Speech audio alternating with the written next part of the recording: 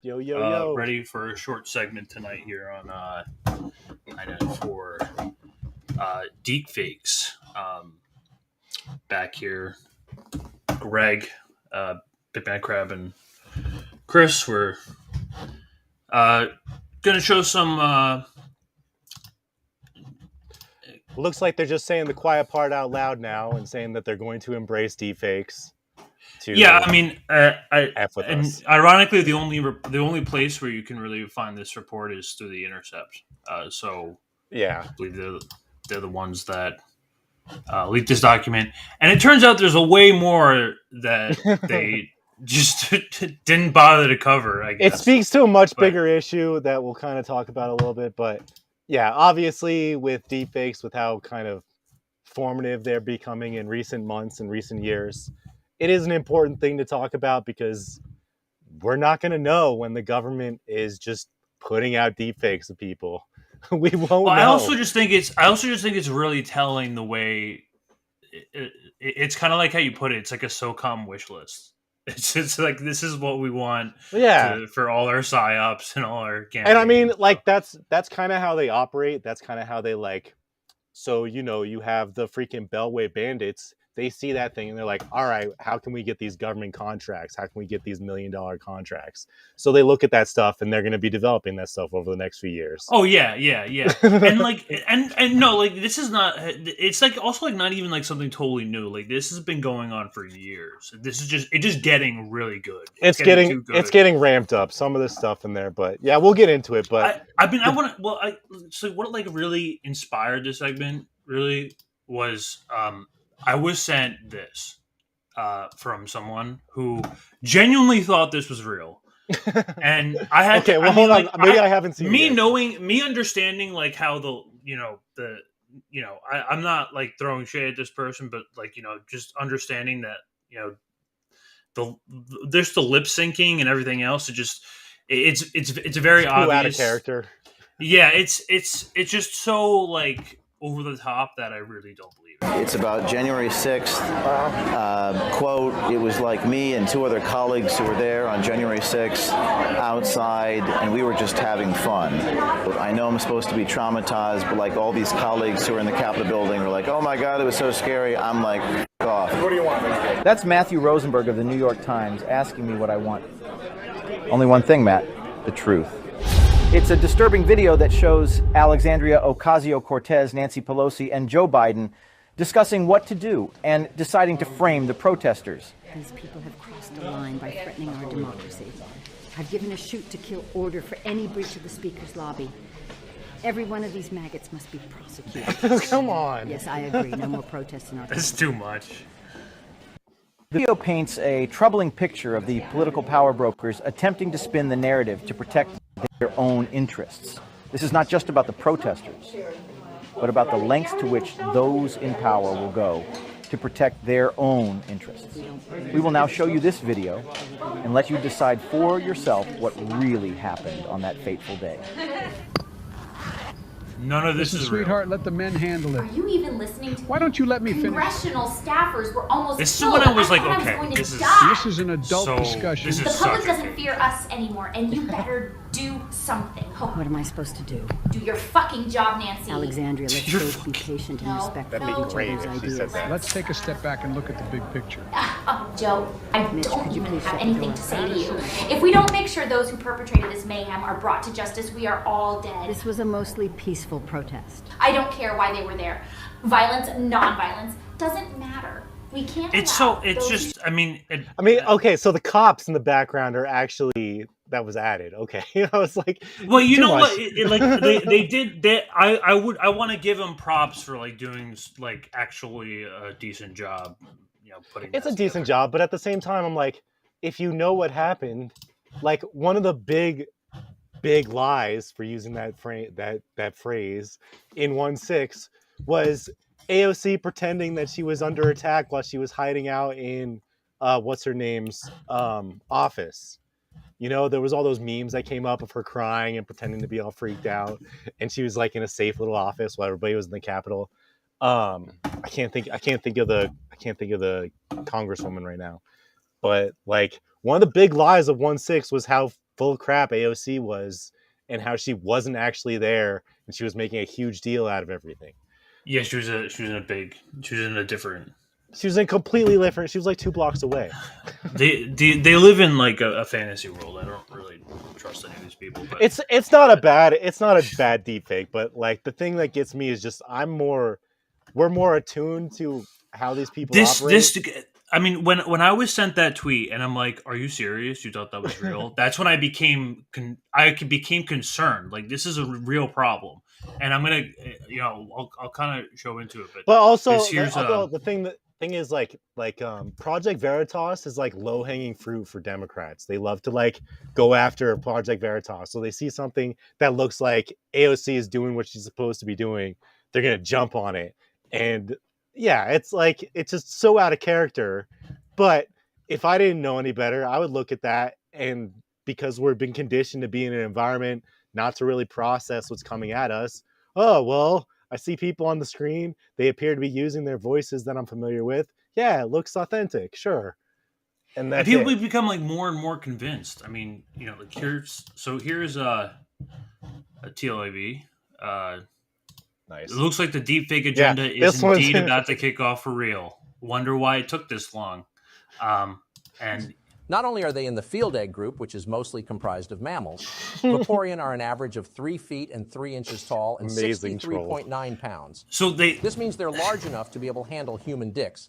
And with their impressive base stats for HP... But this is so close to what we could imagine. Did you know that in terms of male, human, and female Pokemon breeding, foriegn is the most compatible Pokemon for humans? Not only are they in the field egg group, which is mostly comprised of mammals, like his lip syncing is pretty bad. Of 3 feet and 3 inches tall. Yeah, I know, but they're almost there. This means they're large enough to be able to handle human dicks. This is so close that it's I've seen better deepfakes. You can be rough for sure. Did you know for sure, and I'll show you. What's up, Brad? What's up, Anthony? Snow Himbo's here. What's up? Yeah. What's up, Mr. Brad from Canada? Yeah, no adults here. Oh, Canada! But here's the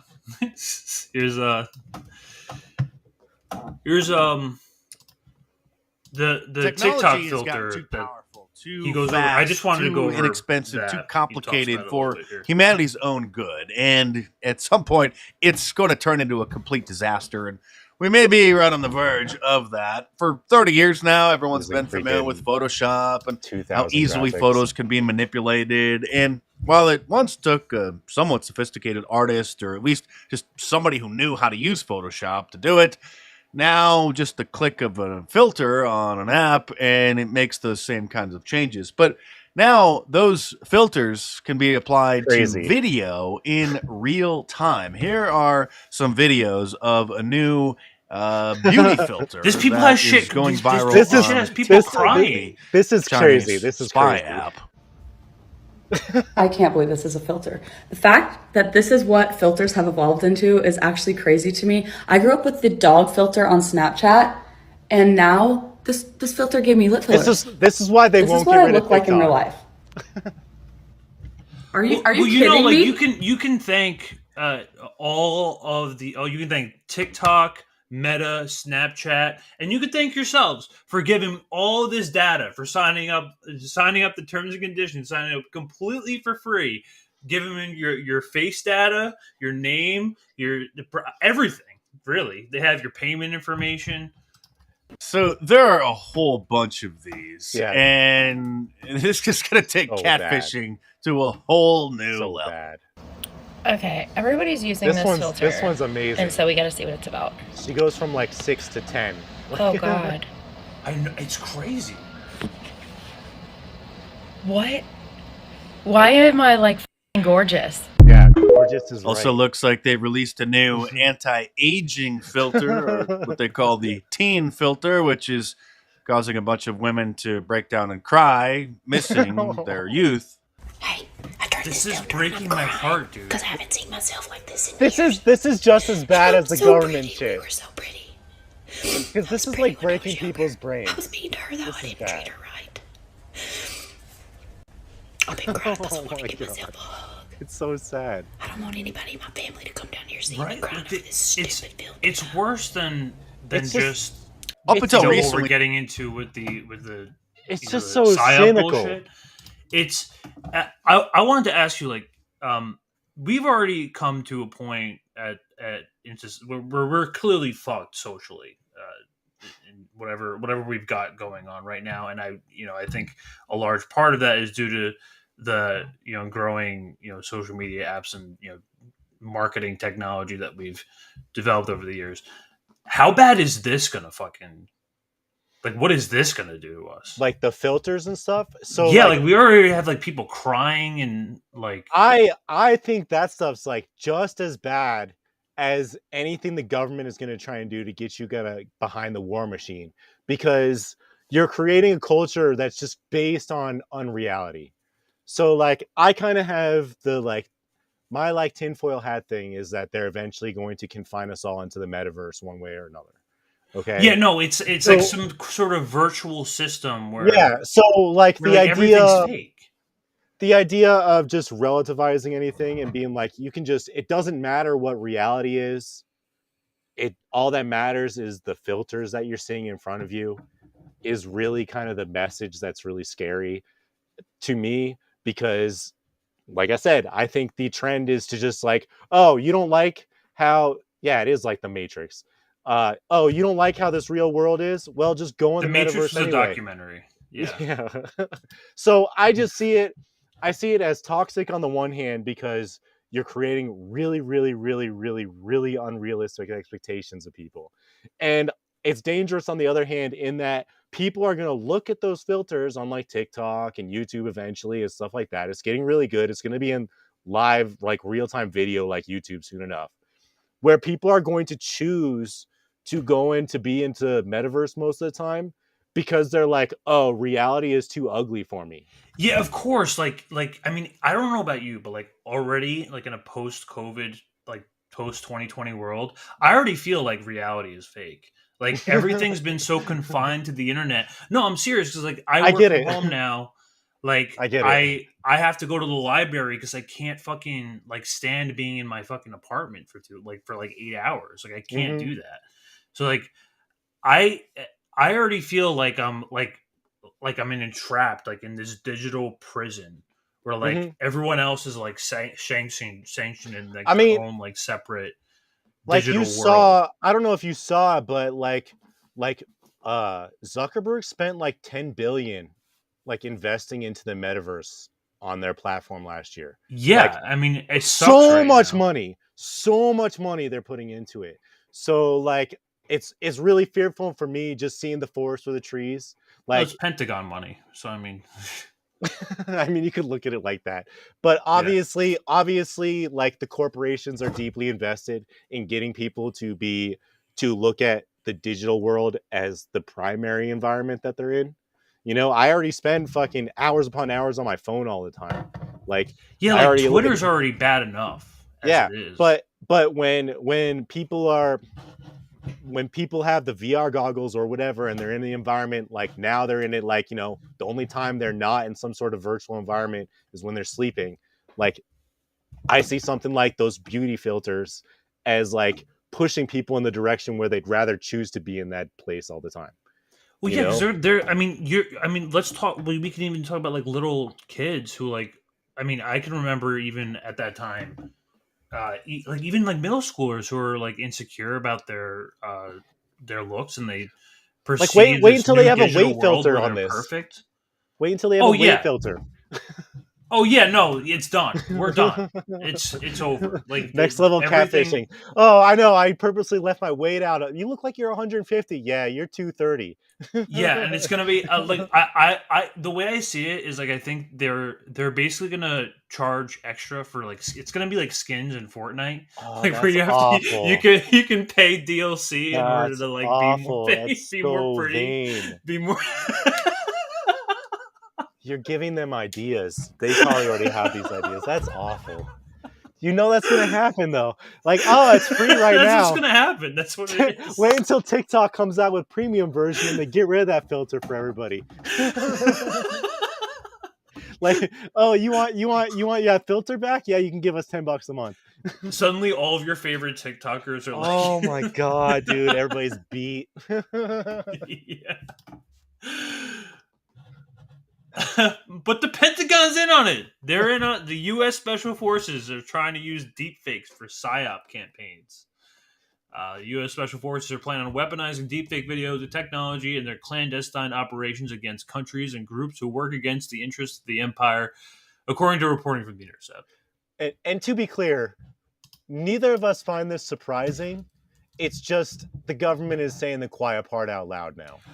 Oh yeah, no, this is just basically, they're now saying, I mean, okay, not even a quiet out. I mean, they're just showing that they're putting focus into it now. Do you know how The Intercept received this document? I mean, it's an unclassified doc, so it could have been something as easy as a FOIA request. I mean, easy, but like you can. It looks like. I mean, I don't know how they got it. You tell me. It's my impression that it's a declassified document. So, given that they're The Intercept, I would assume that they're they got some intel guy, somebody at they got CIA someone going. Yeah, that's what I'm talking. That's what I mean. Like they're just feeding it out to people. This is I would agree with you on that. Yes, obviously, given that we looked through the actual document and we saw the actual articles that were written about it, it's pretty fair to say that the journalists probably didn't go hunting for this information, that they were probably spoon-fed it, and they're like, oh look, like I could see like some national security guy going to the guy who wrote the Intercept article and being like, hey, we're doing deepfakes now. And that was like the whole thing, and like we read it and we saw it's way more than just deepfakes, but like I'm kind of with you on it that he probably got spoon-fed this declassified doc rather than actually like investigated this situation. Yeah, I don't want to make like assumptions, but either way, I didn't know about this. Let's see. The 2021 Newsweek investigation Newsweek article exposed the existence of 60,000 person force overseen by the Department of Defense. So the shitlibs that you're arguing with, they're getting paid. Oh yeah, I mean, so they're getting fucking paid, and you're sitting here wasting your time arguing with who? And that kind of speaks to like a bigger issue why I don't like if I see a Shiba profile picture, I have such a hard time not engaging because these things I don't know, something something really dumb kind of some NAFO take triggers me. But going beyond that, so like people like Brooklyn Dad was probably correct the record, wasn't he? Like he was probably working on the Hillary campaign. I didn't use Twitter until like 3 years ago. No, he went to the White House, him and the other guy. And then you have what's that other one? I don't want to say too many names because I don't want to like freak slandering people. But there's clearly people who come across like they're, and I'm sure Snow Himbo can think of some off the top of his head, no problem, of people who come across like they're fucking ops and like they just and there's kind of like this thing where like the reason why I don't even engage with these like the synthetic left really and like NAFO is like my rule of thumb is like say 2 comments, like respond to them twice. If they keep digging, like their whole point is to just fucking get you suspended. Like I don't think like they act in good faith the majority of the time at all. So it wouldn't surprise me. I have names in my head right now where I'm like, it wouldn't surprise me if like these people are getting funded through some way or shape or form. Like Jeff Miami. I can think of so many. Yeah. Like I don't want to use names, but we can definitely. It's not even like, I did a full on like sometime last year, and I want to do this again. It was called the Shitlib tier list. Oh yeah. And I did a whole stream on it, just me. And I did. And I put like all of these tiers on like, and the top tier of like the most like shitlib person, they were just like probably a Fed. Like, well, remember what was it at the beginning of COVID? Didn't they send a bunch of influencers like that like Jersey Girl or whatever her name? Yeah, and like they sent them to the White House and they're like, this is how we're gonna control the COVID narrative. This is how we're gonna do it. And so like I'm sure, like, do I think that they're getting paid directly from the government? No, I don't think they're getting like handed checks from the fucking State Department. But I do think that there's some influence going on where they have a vested interest in being the shitlibs that they are. And I think that it's fair to say that they're their influence is completely artificial. You know, like with the hundreds of thousands of fucking people who follow them, and the way that the Yeah. algorithm is on Twitter, like I'm sure that they're manipulated through government intervention. Not to get off I mean, this is still on topic, but and I'm not even talking up like Caleb Maupin that much, but Caleb came out with his BreadTubers book. That was a great book. I read that Yeah, book. and remember we even saw that article from, I believe, the Gray Zone that exposed Philosophy Tube as like a literal like UK Yeah, with Fed like op. what I forget the name, but yeah, exactly. So now they won't even have to hire these people anymore. Now they can just create them out of thin air, out of just digital technology. So this is the original article. This came out last. The Mint Press thing came out like just a couple hours ago, but this article came out sometime last week, featuring an article from basically just the U.S. SOCOM wish list. But U.S. Special Operations Command, responsible for some of the country's most secretive military endeavors, is gearing up to conduct internet propaganda and deception campaigns online using deepfake videos, according to the federal contracting documents reviewed by The Intercept. The plans, which also describe hacking internet-connected devices to eavesdrop in order to assess foreign populations' susceptibility to propaganda, come at a time of intense global debate over technologically sophisticated disinformation campaigns, their effectiveness, and the ethics of their use. While the U.S. government routinely warns against the risks of deepfakes and is openly warning to build... Yeah, I totally believe that. The document from the Special Operations Command, or SOCOM, represents a nearly unprecedented instance of the American government, or any government, openly signaling its desire to use highly controversial technology offensively. See, that's and this the is point. the document here. That's what I mean. Propaganda aspirations. The SOCOM wish list.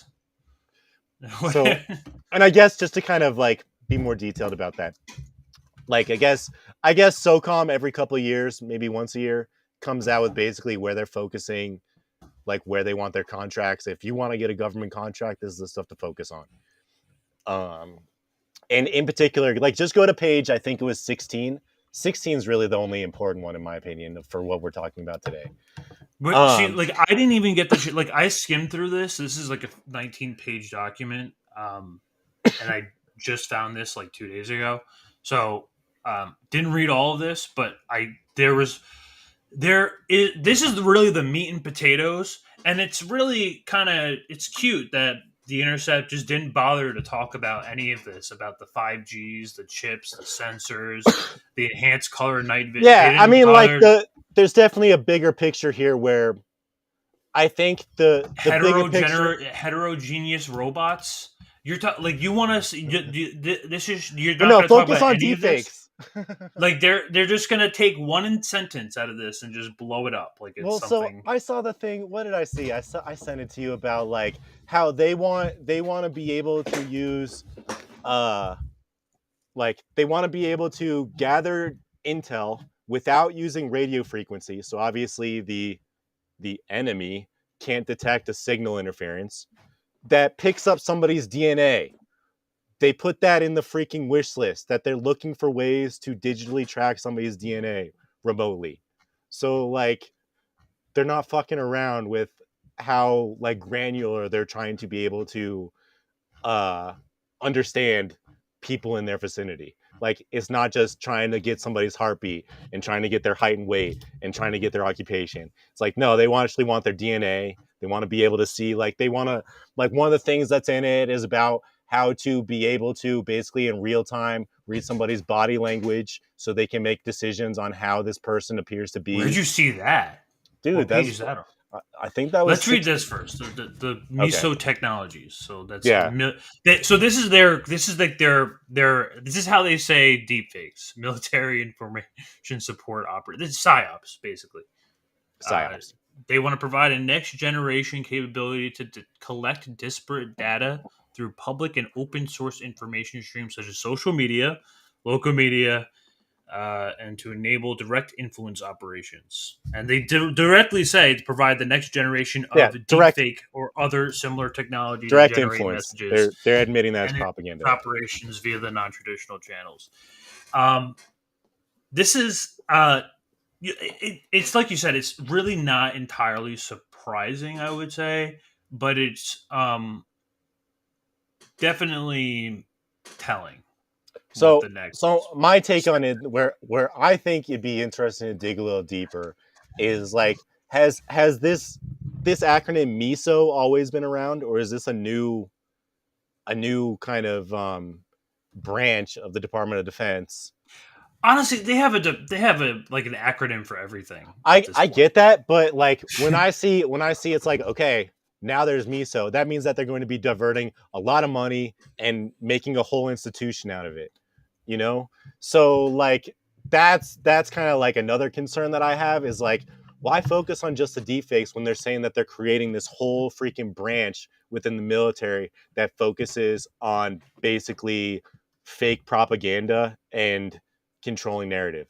I mean, yeah, they have PSYOP, but that's like, this is more than just PSYOPs. What is the Internet of Things device? What is this referring to? So Internet of Things can be anything. So like me going back to my days of Verizon, but that can be something as simple as like a freaking like a camera at a business that you can access remotely, or like it's just anything that's used that connects to the internet that isn't like a typical thing like a phone or a computer. So maybe your garage door opener, maybe your car to your lock to your house, like different, maybe your car, anything that like isn't like either your cell phone or your phone is part of the Internet of Things. Like people have freaking bracelets that freaking give them like biometric information. That's part of the Internet of Things. Does that make sense? That's crazy. Yeah, no. How long did you work at Verizon for? About a year. But I've been in telecom for really too long. So like they're all the same. Okay. But I worked retail at Verizon for about a year. So this popped my interest a little bit. They go into a little bit about 5G communications. And yes. I wanted you to explain to me this part here. Because it 5G, 6G and beyond. And what is this? So first off, I just want to say the fact that this may sound really like minor, but the fact that they explicitly say 6G means that they already have it. Okay. Yeah, no, I would say so too. I would also say that. So there's that. But okay. So, and beyond means that they're already and working beyond, on yeah, like whatever else is going to come out. But the fact that they explicitly, like, why couldn't they just say 5G and beyond? Like, that just implies to me that they have technology that they're using right now that is using 6G. And so, well, the reason this popped my interest is because I'm sure we're all familiar with when the first 5G came out for like phone networks. There was these huge conspiracy theories about how it was going to like fry our brains or some shit. Mm-hmm. And do you think that there's any merit to that? Do you think that so I try and like my brain is really resistant to that conspiracy. Just like it is. Me too. I'm not like so bought into it, but and T-Lab has gone down this rabbit hole to a degree. Okay, so maybe I'll find it. But basically, there's the argument, the kind of case. If you think about, like, you can go back and see articles about how mRNA, when they originally talked about the mRNA jabs and stuff, that they were going to be kind of this vehicle for kind of like fast tracking people being able to do different things, and that it was just kind of like the base upon which they built all the other technology on top of it. Do you kind of remember what I'm talking about? Like, they were talking about how mRNA, like years ago, like a decade ago, about how it was going to be this platform that was going to make it really simple and quick to be able to make adjustments to people's kind of genome and get them to do different things. And well, one of the things, like the mRNA chips that could have like digital chips in them, okay, could be activated with 5G. Okay. So I saw some stuff that like maybe like it's gonna be one of those things where it's like Oh, so like it's like I understand. So it's like more. It's like a more. It's like in order to like decrease like the latency and like sort of like increase the speed of which. Well, probably like just thing. Straight up bleeding. They can probably like track every heartbeat. You get these chips. No, you're right. Yes, right. But I mean, I think it's more than just data transfer. That there's people seem to think that 5G is going to trigger like the digital implants and stuff in your body in a certain way to make you act a certain way.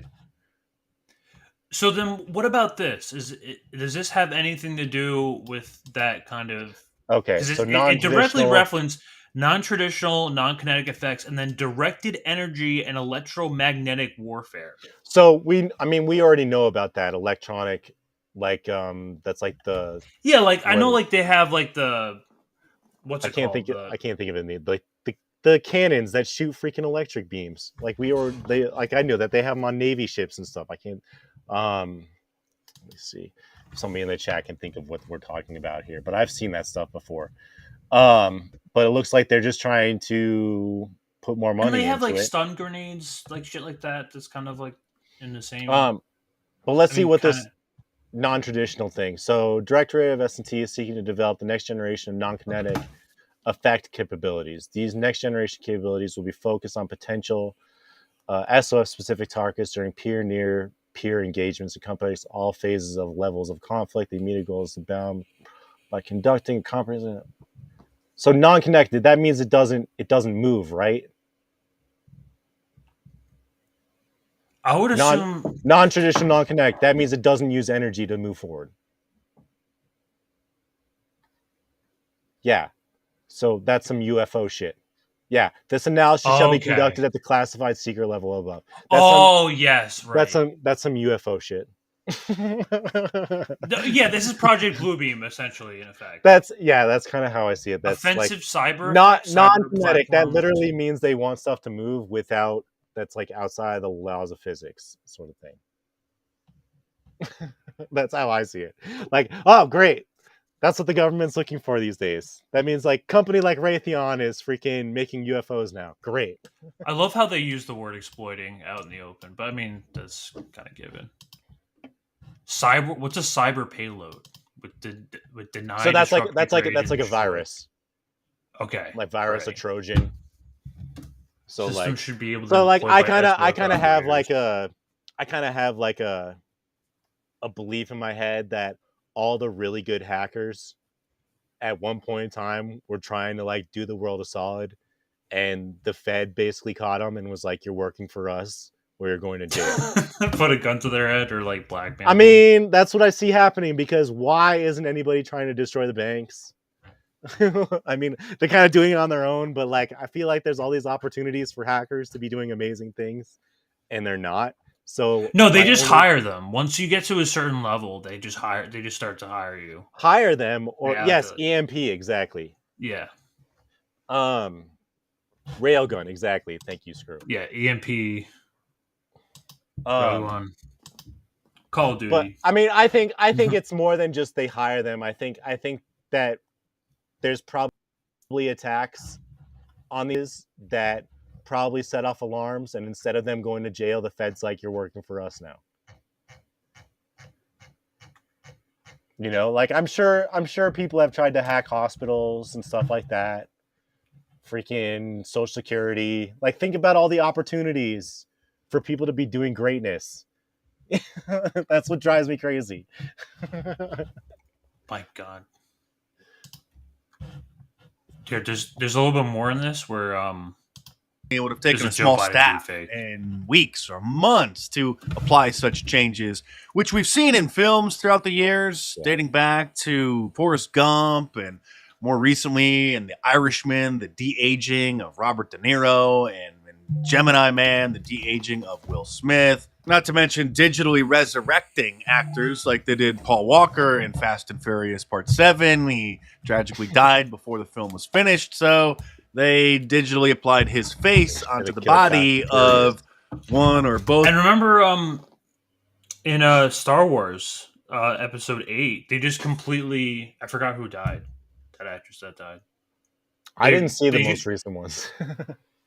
Yeah, they're terrible. Don't watch them. But I mean, no, I will vouch for Rogue One. Rogue One is the best Star Wars movie. It's a prequel, and it doesn't even... I mean, not even a prequel. It's like a side. I'll keep that in mind because I started watching it and I was like, oh, it's another Star Wars movie. Yeah, I mean, I'm not even... Yeah, but they completely... they just completely, like, digitally made Princess Leia in Star Wars Episode 8. So, I mean, and so like, brothers, it's funny because I remember seeing The Irishman a few years ago, and I'm like, why did they go through so much effort? Like, why? Yeah, right. Like they just wanted these Carrie big name Fisher. actors. That was Leia. Yeah, Carrie Fisher was. All right, so Screw mentioned railguns are stood in as body doubles for him. Perhaps the earliest depiction of deepfake video was in the 1987 film The Running Man, starring Arnold Schwarzenegger, about a dystopian future where prisoners have to fight each other to the death in a live television game show. And in that film, Arnold's face was swapped with another actor in order to fool the general public about which fighter actually won. The film took place in the year 2017, by the way. And now we're seeing an onslaught of deep fakes that, while still may fairly easily be identified... That's true. That came out... That movie was based in 2017. Running Man came out like years ago. No. I know it was like an 80s movie, but like what that movie was based in the year 2017. Apparently, I didn't know what was deep fake. All the sci-fi movies. What was the other one? Blade Runner was what, 2010 or something like that. What was the first Blade Runner based on? Was it? I mean, people thought the world was going to end in 2012. So I mean, none of this is like anywhere close. Are undoubtedly. Oh, but advertisements like this is another problem where you're going to run into like these fake commercial ads being endorsed by like celebrities. Like I don't like fooling some people. I'm assuming that like someone like Joe Rogan, and I forgot this neuroscientist guy's name, they could sue the shit out of them. And I guess that kind of speaks to the other issue that I was thinking about getting into with like deep faking people onto porn, because remember there was that thing with like Pokimane. Yeah, that's one of the other videos I was going to show. Oh, okay. Well, then we'll get to it when we get to it. But yeah, I think that speaks to that bigger issue where it's like, and who's not just the video being deep fake, but the audio as well. One of the most recent examples being this deep fake of a non-existent conversation on Joe Rogan's podcast, which was turned into a commercial for a particular product. There's a category of supplements that are very interesting, work very well to increase testosterone by about 100 to 200 points. Well, look, that Alpha Grind product is all over TikTok. Sounds like something if you go to Amazon and you type in libido booster for men, that's what bothers me. And it's like this one's much more real to me than that like AOC January 6th. Because I've seen Joe Rogan. Like this sounds like some fucking stupid testosterone shit that I could totally see getting hawked on a show. And like we're not even there yet. Like Elon Musk is working on a voice. I forgot what it's called. So I've seen that too. The voice.ai. There's actually they're really gonna. I saw a TikTok recently where somebody was like, "Don't answer the phone if you think it's like a scam because they could pick up your voice." And then like with like 2 sentences, they now have your voice, and like telemarketers will use your voice and all this stuff, and like that's just something that's coming out like right as we speak. you're going to find it right at the top. And that's because guys are figuring out that it literally is increasing size and making a difference down there. It stimulates the testes, if you got those, to make more testosterone or estrogen. Some people are saying that video sparked the deep fake scam era. And well, if you take a close look at it, you could see that the mouth has been manipulated. The audio is probably more disturbing than the video, and it sounds pretty good. No, we're at the point where the audio is like now it's troubling. Now you can do anything. Yeah. You want. Well, that's and what I mean. Like, available. It's free for everyone. I'm not. You can get a free trial at 11 Labs, but that's about it. And so does this deepfake, which has also recently gone viral, of Joe Biden saying terrible things about transgender people. All the validation you get is two-faced and half-hearted. Behind your back, people mock you. Your parents are disgusted and ashamed of you. Your friends laugh at your ghoulish appearance behind closed doors. Men are utterly repulsed by you. Thousands of years of evolution have allowed... This sounds like Biden from like 20 years ago. That's what Biden says when he's not on camera. allowed men to sniff out frauds with incredible efficiency. While he obviously doesn't have that much energy and is a senile, frail old man today, that does sound pretty much like Joe Biden did 10 or 15 years ago. There was even a deep fake last year of Ukraine President Vladimir Zelensky. And while being a poor quality, still may have actually technically qualified as the first deep fake being passed off as political propaganda. So that's what I'm saying. Like, this is getting to a point where it can fool people, and I can see like we're so like electronically and like do you have that video of Biden not staring for like a minute and a half or whatever? The video of Biden not staring? Dude, I think we've already been defaked by Biden. Let me put it in the Google Doc. All right. Because it was the one, remember, after right after 1/6. And he sounded like a maniac, getting all pissed at people, and he was like he sounded really angry. If you don't see it, I can No. I got it. But I think, of course, I can't prove it, but I think we've already been defaked by Biden. Really? This is I think they already have freaking done it. Yeah. So pull that video. Dude, his eyes. No, pull it up. You don't have it on everything. Oh, whoops. Stomped on, brutalized, and lives were lost. You guys remember For this? 3 hours. Tell me this isn't a deepfake. No, his eyes are. His eyes. He's watched not it all happen at all. as he sat in the comfort of the private dining room next to the Oval Office. While he was doing that, brave law enforcement officer subject to the medieval hell for 3 hours, dripping in blood, surrounded by carnage, face to face with crazed mob that believed the lies of a defeated president. The police were heroes that day. Okay, we're cut, a minute in. We're a minute in. He hasn't blinked one time. Well, okay, so it is cut a little bit. Yeah, like let's be fair. This is like it's a cut video. I think it was like a 8-10 minute speech. You don't remember when he did this after 1/6? No, I completely. Forgot. We gotta find the full video because I'm like I've seen it a few times and I think it's a deepfake. This is oh my god, insane. But yeah, it's freaking crazy. Listen to his voice. His voice just sounds much deeper, and like. I feel like he's always kind of been. I mean, especially like during the debates when I felt like they shot him in the ass with something. It was definitely something like. So it's not clones. I mean, it could either be clones or it could be deep faked or it could be just him. A combination of the two. He's got like the Hitler shot where it's just like heroin and amphetamines. They probably do. They probably do. Like no, they probably do that every day. I'm being honest with you. Like, well, because we know 100%. We know they drug Kamala. So yeah, for sure, 100%. These people, don't get me. Don't get it. Don't get it mixed up. These people are fucked up like 24/7. Well, and then there's that video of what's her name, the from New Zealand, Jacinda. She was like always coked out during COVID. Like there's videos of her just Yeah. Oh, jeez. I'm actually surprised that there wasn't a deep fake audio of Donald Trump saying the N-word released as an October surprise by the Democrats just before the 2020 presidential election. That disinformation, that hoax. They would have gotten like hawked on for that if they got caught for that.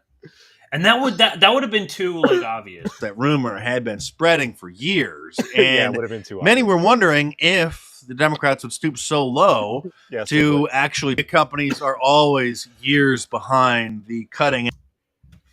So really, the point of the deepfake AI is so that it learns from itself, and it's kind of featured in this video here. She jumps right into Pokemon. From your favorite Twitch streamers turning into adult entertainers, Joe Rogan selling scam products, to deepfakes with the potential of causing the next huge global conflict. These are the 7 deepfakes that have changed the internet forever.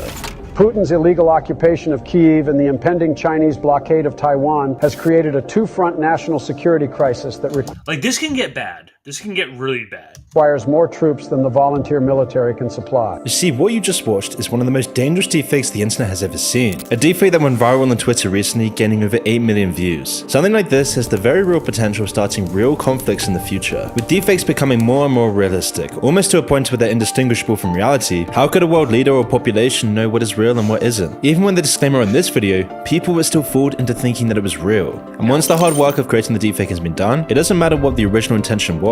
People can still just repackage it to push whatever agenda they want. A more advanced and more malicious version of this video could easily spark a mass panic. Or worse, it could cause a precautionary retaliation. And then in a time of crisis, a nuclear war hoax could easily set off an already panicked regime. This eventuality will be possible in just a few years or even months at this point, considering how quickly global tensions and technology have been going in recent years. You can see the evidence of this in the video itself. Do you think the US is depraved enough to do a false flag with a deepfake to start a war with China? I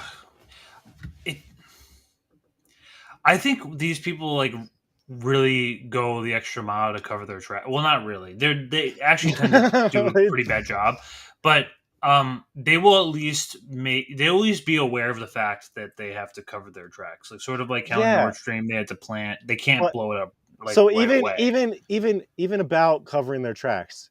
So you don't think the motive, like, yeah, they would go to war any way they can. They'll use I mean, I'm sure they would. Are you saying that the US drops? Well, I would see this sort of deepfake thing to do false flags is something for non-nuclear powers to do to fuck with each other. Like I could see this going on like Africa or fucking like Southeast Asia or something like that. Like I don't see it going on where there's nuclear powers, because I would hate to think that of the nuclear powers are out there that they are all deranged enough to put out deepfakes like this to start wars with other nuclear powers. Like that just, I have a hard time thinking that there's like absolutely no sort of filter, or that just means like all bets are off when it comes to trying to start wars with other countries. I don't know, man. That just seems like it feels like really is the US really going to put out a fake video of Trump like declaring war on China or something like that? Like would the deep state do that? What's problematic is that like some of these foreign countries, they're especially vulnerable to this kind of technology, because you have to understand, like, as an American culture, and like we are so attached like digitally and like just controlled by everything marketing on the internet, that basically the entirety of American culture is dictated by technology. And you'll go to other countries, and I'll reference like Africa as one, but I even know in like countries like in Eastern Europe are like not as digitally as inclined, and you'll be surprised at like how like detached they are in reality. So you think people could get duped in other countries? Yeah, I think it would be easier to dupe in other countries than it would to be in America, for sure. I would hope you're right about that. We're just more hope. I mean, I think it would be worse the other way. Well, you can make an argument for either or. Yeah, I guess. with both the visuals and audio having been deepfaked in a very convincing way, and it was the first taste of the internet of how damaging these deepfakes could truly be. However, as serious as this topic is, the very first deepfake videos were originally sourced from Reddit, after an anonymous user going by the name Deepfake released a collection of videos depicting female celebrities like Gal Gadot, Daisy Ridley, and Jessica Alba in an adult setting. The user had trained an existing image creation AI to superimpose the celebrities' faces onto existing footage, and the results were like nothing anyone's ever seen before. They were crude. And I just want to say, of course, the Coomers got to this first. Reprehensible and clearly fake, but because of the nature of these deepfake videos, they exploded in popularity, with these videos eventually being known as deepfakes, all after this Reddit user called Deepfakes who first posted them. And it was these very first deepfake videos that would change the internet forever. A subreddit created to house them, and any new deepfakes quickly took off as well, gaining over 15,000 subscribers in just 2 months. And so it's depressingly predictable that the first use of this new technology by the internet was to create adult entertainment. But just a few months later, Reddit would ban these videos from the site. But this crackdown on deepfakes wouldn't do anything to stop this new technology. The genie was now out of the bottle, and so month by month, these videos slowly became more and more sophisticated and realistic. Part of this was due to improvements in technology, but it was also because the tools to create them became much more widespread. Deepfake, the Reddit user who started it all, even released his own app for recreating this process. In just a few simple clicks, anybody could create a deepfake using this free software. And so by now, the floodgates were open. Within weeks, thousands of deepfakes proliferated every corner of the internet. But this wasn't just adult entertainment videos anymore, because at the same time as the rise of these adult deepfakes, other examples of this technology began popping up, which eventually led to one other trend on deepfakes that would change the internet. And this is where people would insert Nicolas Cage into whatever movie you could think of. The culmination of this was a scene from Friends, where nearly all of the actors had been replaced by Nicolas Cage. Terrific. Really bitchin'. However, these early deepfakes were still obviously not the person that they depicted, although this would change very, very soon, as it wouldn't be long before the true potential of deepfakes was put on show, which leads to one of the most groundbreaking deepfakes. Because after these amateurish videos popped up, the internet eventually got its first taste of what professionals could accomplish with this new technology. It all started when BuzzFeed uploaded a new video called "You Won't Believe What Obama Says in This Video." In it, Barack Obama gives a public address on staying aware about misinformation and the potential dangers of deepfakes. We're entering an era in which our enemies can make it look like anyone is saying anything at any point in time, as well as throwing in a few jokes.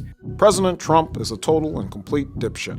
And it's only halfway through the video that we learn this whole video is a deepfake. Jordan Peele appears alongside the president, and it's revealed that he was the creator of the source footage and voiceover. But what was really concerning about this deepfake was how accurate it looked. Now, it still wasn't perfect, but it was miles ahead of anything else at the time. Combining these deepfakes with a talented impression, along with a high budget, increased the quality of these videos exponentially. And after the video gains nearly 10 million views, the message about being wary of believing everything you see online hits home. Now, one of the reasons why this footage was so realistic was that the AI that made it had access to a huge amount of reference footage. Obama is one of the most filmed and documented people in the world, meaning that AI could get a very good read on his mannerisms and facial expressions. And so in just a few days, the program was able to master it. Another was the lack of need for a deep. So remember when we were talking about Internet of Things? Yeah. Okay. So, and they're making the reference, it's just kind of clicked really quick. They're making the reference that the reason they're able to make a really good deepfake is because they have a lot of footage to collect from, right? That's what it's getting at, right? They have a lot of resources. They have a lot of material. So surveillance is a perfect example of how they'd be able to, collect a lot of data to be able to create a deepfake of anybody they wanted. Oh yeah, the Patriot Act just opened up all the doors for this. This is just completely, and it's not only that. I'm sure they're having like people selling, like facial data and other like private information to other companies. Well, so like signed a waiver. I did I had an opportunity to do 23andMe years ago for free because of some stuff. Because of something I was diagnosed with. And then they sold their data to, I forget who they sold it to, but they fucking sold their data. So my DNA data is like freaking bought and sold to some freaking company now. And they and you know the app BetterHelp? Yeah. It's like a therapy app that all these like influencers like push all the time, where it's like, oh, are you feeling sad? I'm sad too. Get a therapist at BetterHelp. These people at BetterHelp are selling all of your information, including everything that you say to your therapist. They're taking notes.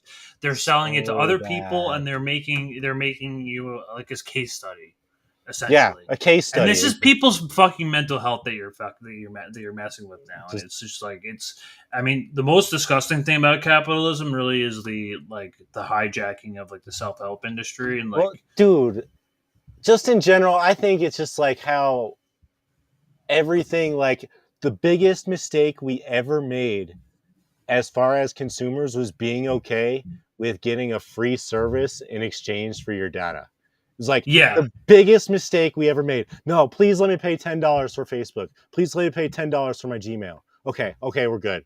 Like, think about how different the world would have been if Amazon had to like pay you to collect your data.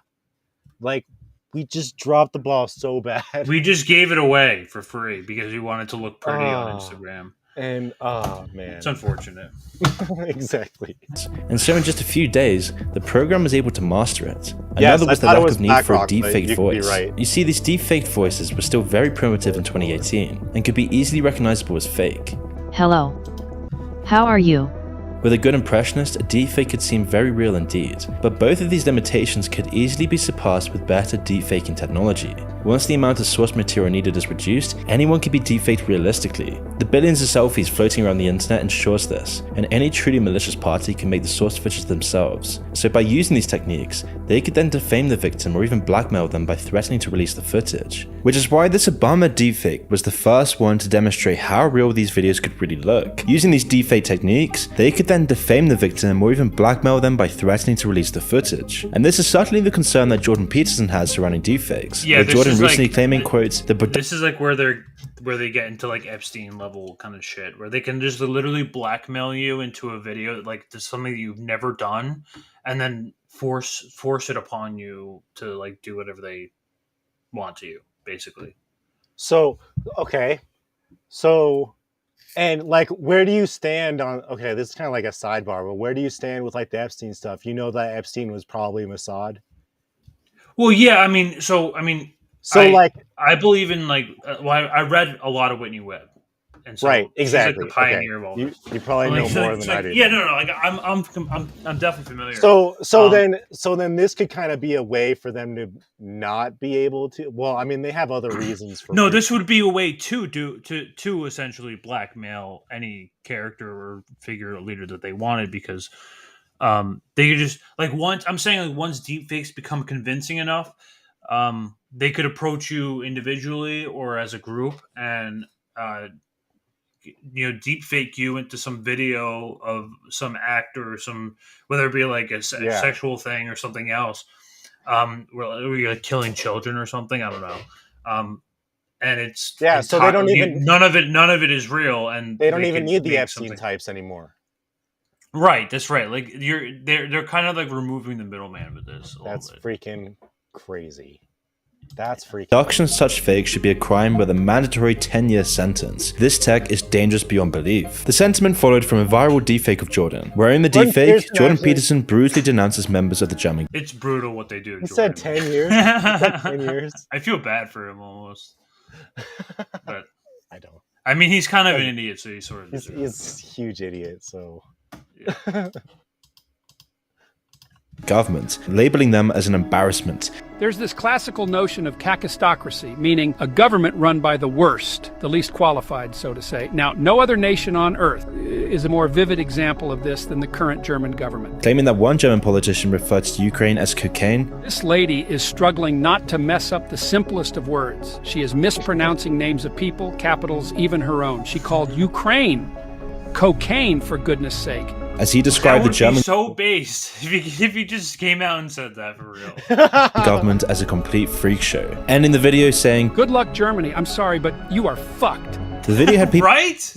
People Yes, seriously good questioning point. if it was real, Exactly. with tweets like this, with it later being updated after being pointed out as fake, with some tweets taking the deepfake as a message of truth, even if this was, quote, a good deepfake. Others claim that the words spoken were self-evidently true, even though Jordan Peterson never said any of this. But the fact that it's not immediately recognizable to many as fake is very scary, and with deepfake technology becoming better and better, it's only a matter of time until a video like this won't just fool some people, but everyone. When this is the Ritter case, would've and I been say totally when because this is pretty much inevitable at this point, today. he won't be able to verify if anything is real. What'd you say about Ritter? No, I was looking at Screw's comment. Look what they did to Ritter. Like, Ritter would have been totally fucked if this shit was around. Like, Oh yeah, for sure. Totally for sure. fucked. I mean, I'm not even like too familiar with that case. I mean,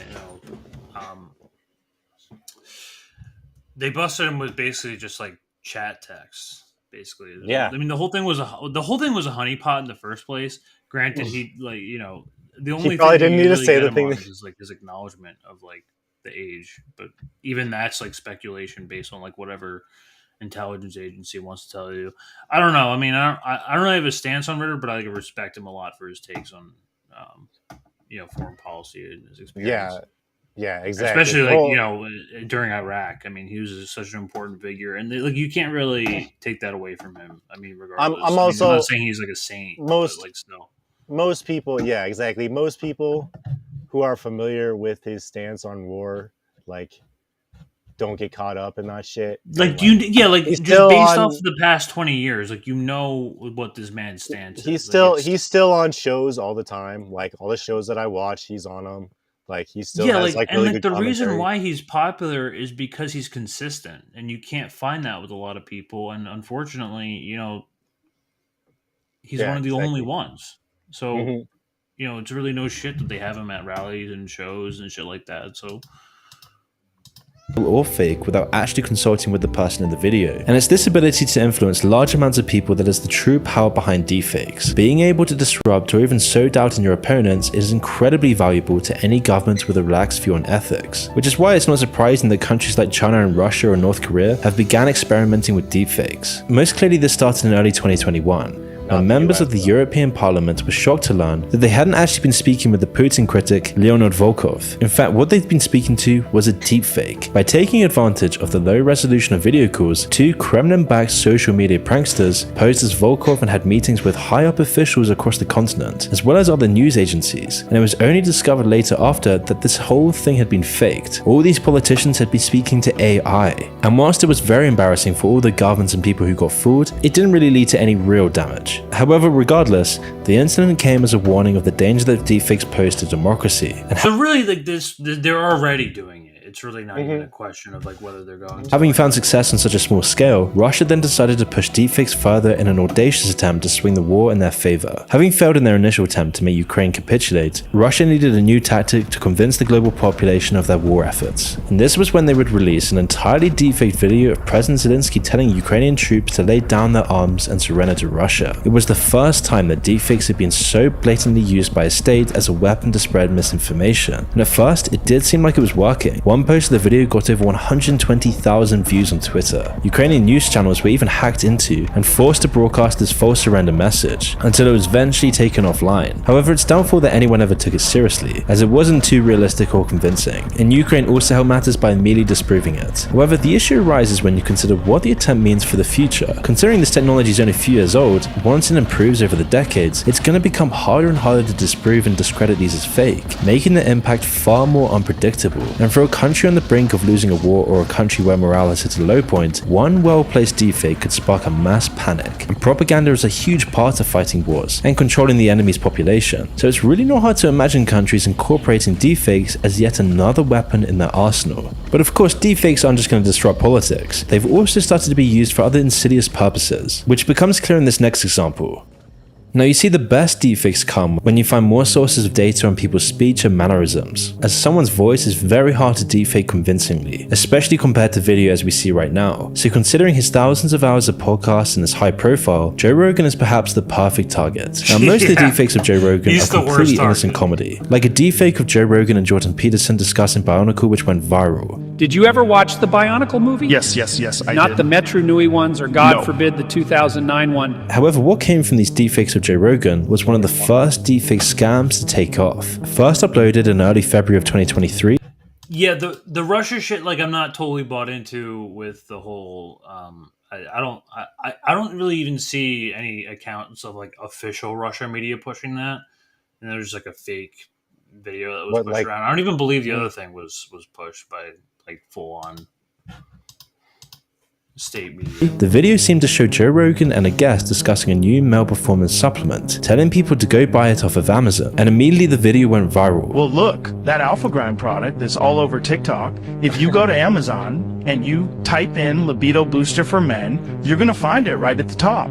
And that's because guys are figuring out that it literally is increasing size and making a difference down there. It stimulates the testes, if you got those, to make more testosterone. And although people picked up on the scam, it's not certain how many people were actually duped into believing this. And using Joe Rogan's reputation, it likely worked. And then the success and notoriety of this scam generated a whole slew of copycats, which is only getting more and more sophisticated. But the That's biggest the problem with deep this is like,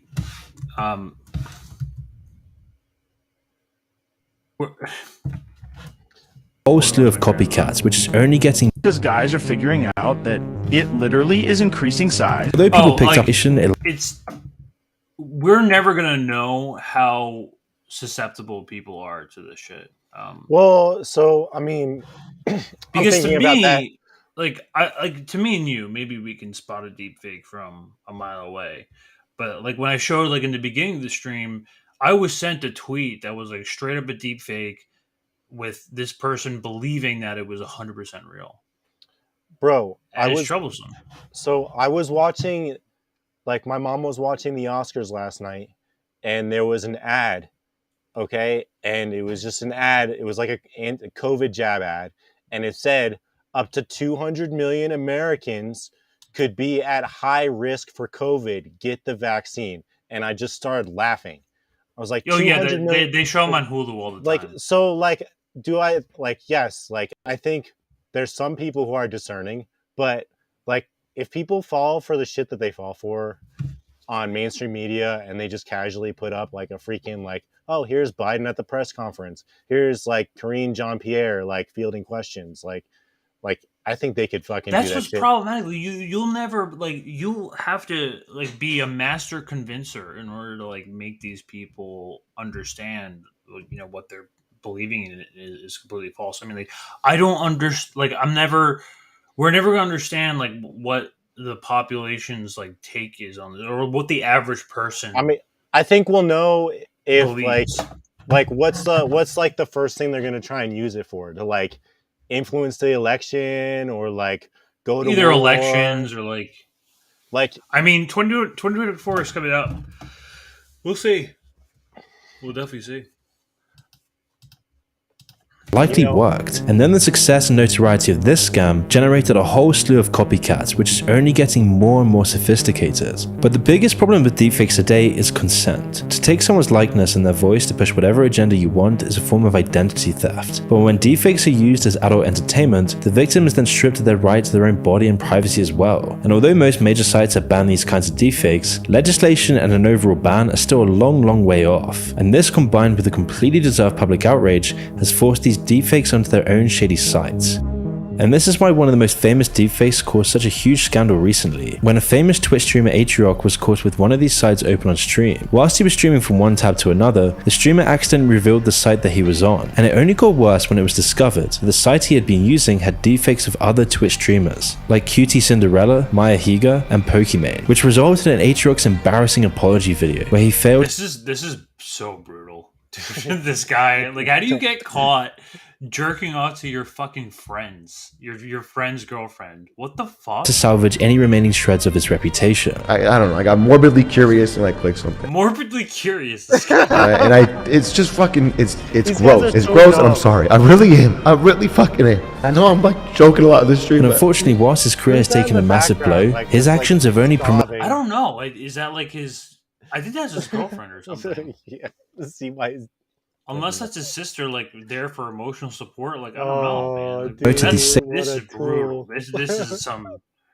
deepfakes even more. In fact, this massive drama machine surrounding this incident probably did way more to boost the popularity of illicit deepfakes than anything else before, and dealing with this problem is almost impossible right now. Victims of these deepfakes often have little recourse other than targeting individual videos or sites, but when one gets removed, more spring up to replace it, and it's not a battle that should have to be fought by the victims in the first place. However, the glacial pace of legislation compared to the quick progression of technology makes banning these a fairy tale scenario, and it's not just about adult entertainment. This is about the impact on society. This is why feminists should be anti-capitalist, because this is crazy. That's a really good point, actually. This is gonna make a really, really hard time to be a woman in this day and age. As a whole, I kind of see the fact that they're just like ushering everything through so fast. This whole everything with AI, because it was like first it was ChatGPT, and then you saw the pictures, and now you're getting voice. And now like deepfakes are getting more formative again. Like they're purposely letting all this stuff get pushed through so that legislation's like 10, 15 years behind. And by that point, it doesn't matter.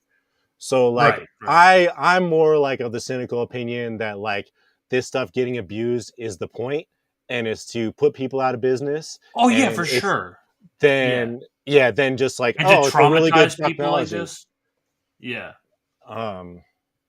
It's really shitty. It's just really. And when you think about it, it's only been about 1 year, and deepfakes have already completely saturated the internet, but the problems they're causing are only getting worse. So it's not really surprising that people are now trying to find for it.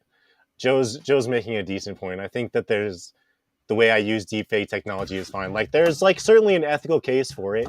Like I mean, I love Joe's videos, but like at the end of the day, Turncoat Don, like they're all it's great in terms of like entertainment value, like how they used to do it back in the just 80s like and 90s. if people are like, obviously there's a big difference between like using it for humor or satire or something like that, and like somebody like using it for porn.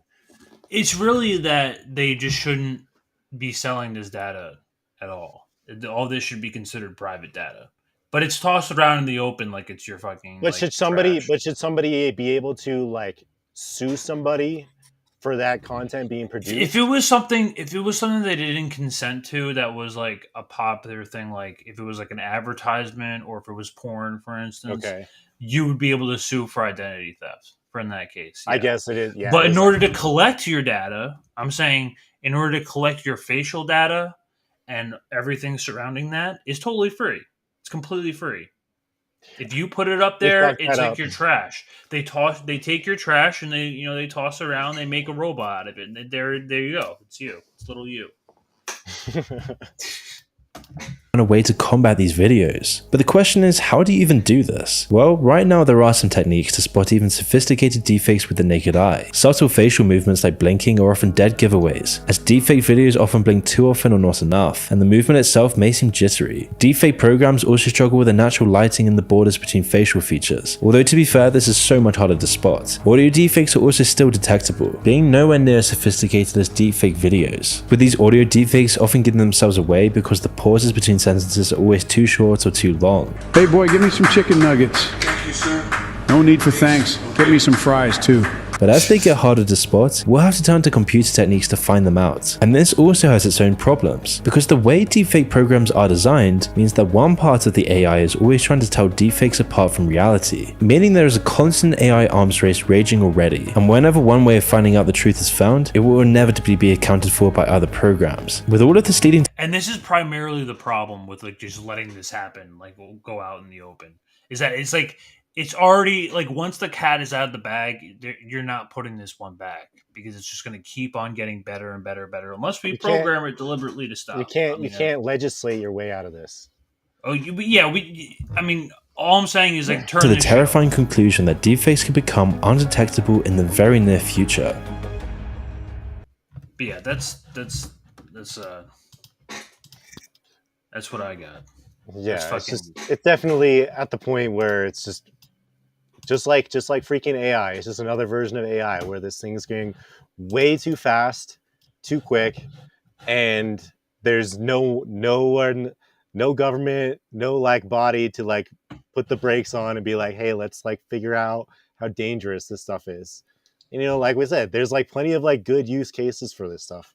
But like, I'm more of the opinion that there's like the ways that it can be used for evil is particularly bad with deepfakes, and like we need to be extra. It's just the social benefit is not good enough if you're looking at it from like a utilitarian way. It's like not good enough in order to like convince me that it's because the ways of which you're right, the ways of like it can be used for so evil. Yeah, I think that's like a fair point if you're utilitarian. But like, well, I wouldn't consider myself that. But I'm just saying, it's a good point though. It's pretty shitty. I'm just saying in a very basic ethical argument for like turning the shit off, like fucking turn it off now. And before we dip out of here, I implore anyone with any sort of Chris is good for his Verizon background, but anyone with any sort of technological, I'm gonna try to throw this in the description as well. To really go through this because The Intercept did a fucking terrible job doing so. And they really did. They didn't. Yeah, no. Someone who knows what this shit means, who like what all this shit means, should go through this. So look, let's just go through it. Let's just go through it really quick because you can kind of like some of this stuff you can kind of break down. Like general closing date. So like, let me see because I'll go back to technological areas of interest. There was one with like high frequency data where they basically want to come out with like a new way of being able to use freaking wireless technology that can't be intercepted from an adversary. So they don't want to use radio frequency. They don't want to use Wi-Fi anymore. They want to have a new way of high frequency data transmission. So on page 15. This thing is riddled with acronyms too, with just vague terms that no one really understands. Yeah, there was that thing Next that I saw. Intelligence, surveillance, and like if you just said ISR, no one would understand. But what they're really meaning is intelligence, surveillance, and reconnaissance. Yeah. But there was the thing that I saw. So imagine having AR, like you're wearing fucking glasses, but your glasses battlefield situational awareness. Yeah, they're like looking at people and they're able to identify their body movements and the way that they're answering questions, their vocal inflection. Like imagine having a heads-up display on your glasses or contact lenses that told you if that person appeared to be lying, if that person appeared to have anxiety, if that person appeared to have depression. Like that's fucking some other shit, man. Like that's fucking crazy. Technical support systems. Like at that point, you're kind of reading people's. So this is fully on. This is fully on the digital chip level. Which one are you looking at? A small page. Yeah. So biometrics. That's all like. It's like. Let's see. DNA collection, dude. Look, DNA collection. Yeah. But I also saw. But there was another. And the Intercept does not talk about this at all. They don't want to talk about your collecting your DNA. There was another part in here where it talked about wirelessly being able to collect DNA information. Really? Wait. I might have misread it, but I thought when I was skipping over this, I saw electromechanical systems. Like there's the freaking yes, there is a story there about enhanced color night vision. Yes, I thought that was kind of cool, but that's like, I feel like that's kind of beside the point. But yes, yeah, no, that's just like a cool back. No, this is like the Christmas shopping list for the SOCOM for the U.S. government. Like we were saying before, it's important to consider. Dear Santa, I want that how I saw robotics. They send these, who's looking at these documents? Northrop Grumman, Raytheon, Boston Dynamics. All these companies are looking at these, and they're like, okay, what technology are we moving along? Or what technology do we already have that we can, get our government contracts through? So, like, that's the concern is that this stuff, it's quite possible that this technology, like these other companies have already been developing for years. And no, it's already in the works. So this is already in the works. Part of the grift is they have to make an announcement that they're looking for this technology before a company can bid. Well, before they buy it from someone who's going to make it for them. Right. Yeah. So, like, it's just hard not to be cynical about it. Like, they, so here's the GPS positioning navigating. Perhaps that's already a given, probably. Yeah, so Cyber that's a good point too. infrastructure. Like with Hobo Rody saying about lie detecting, like that's obviously going to be a thing. Is like picking up on body language and stuff like that. But I think that they just want to incorporate it into either your phone, where you have your phone out and you're looking at somebody, and like the camera is picking up on body signals, because they also say in this thing that they want all the activity all the stuff that they're able to do by monitoring other people's information. They want to be able to do it on a phone. So ostensibly what that means is that somebody has glasses on, has some camera on, like you already see. Oh yeah, here it is. It's on page 6. Okay, read through that really quick. I think I have to let the cat out. Yeah, I hear the meow.